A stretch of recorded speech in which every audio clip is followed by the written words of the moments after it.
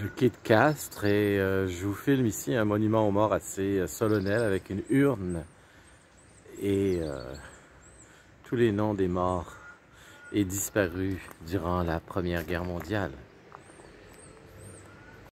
Alors je filme une dernière fois les fameuses petites maisons de Castres qui ont servi aux tanneurs de cuir, je ne sais trop. Très jolie ville. Ville, on peut appeler ça une ville parce que c'est assez gros. Et la rivière, je ne l'ai pas dit, c'est la Goutte. En fait, c'est L'-A-G-O-U-T. Et dans le sud de la France, vous prononcez toutes les lettres.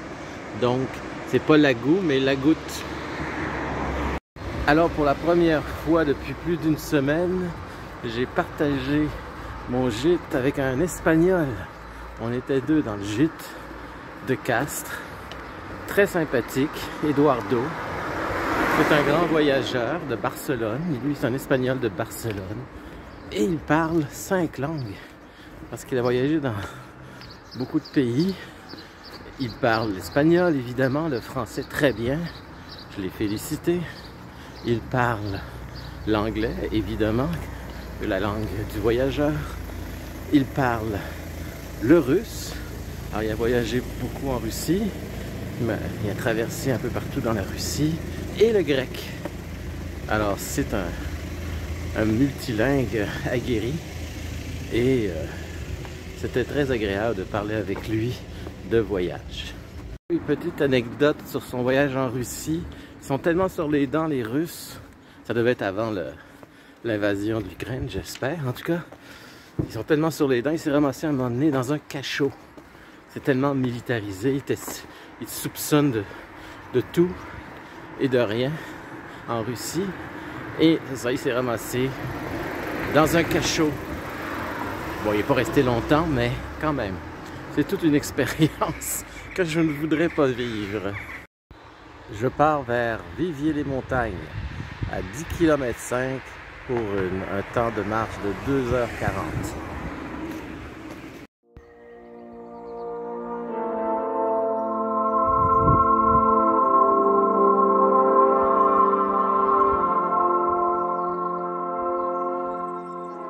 Alors je suis sur la route de Dourgne, d'une vingtaine de kilomètres, rien de plus. C'est une petite étape.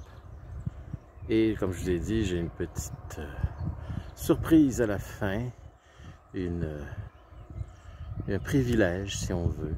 Vous verrez quand je serai à Dourgne. Alors là, je me sens comme au Québec avec la fête du cochon. Végétarien s'abstenir. Officiellement dans la région du Tarn, qu'ils appellent le cœur d'Occitanie. Nous voilà au village de Verdaille, dernier village avant l'étape finale, qui est Dourgne. Je suis arrivé à Bonport. Alors la surprise, la voici.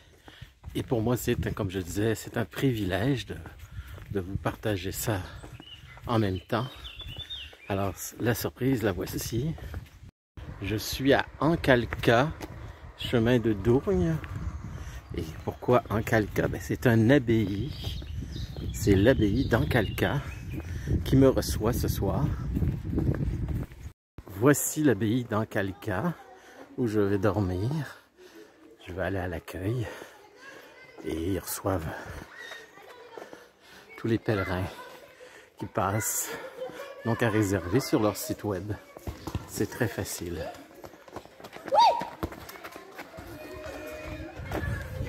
Je suis finalement inscrit au gîte J'étais inscrit, mais il y avait toutes les formalités, la visite, j'ai le droit à une petite visite, etc., etc. Et on va terminer avec une petite promenade dans l'église de l'abbaye de Dourgne, on va dire Dourgne, je ne me souviens plus.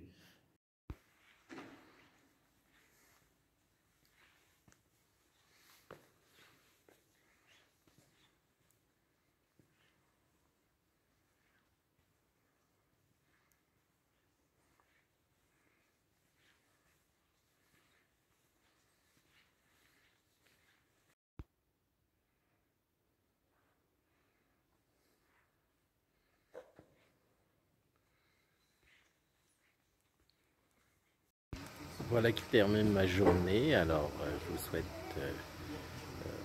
le bonjour et à la prochaine.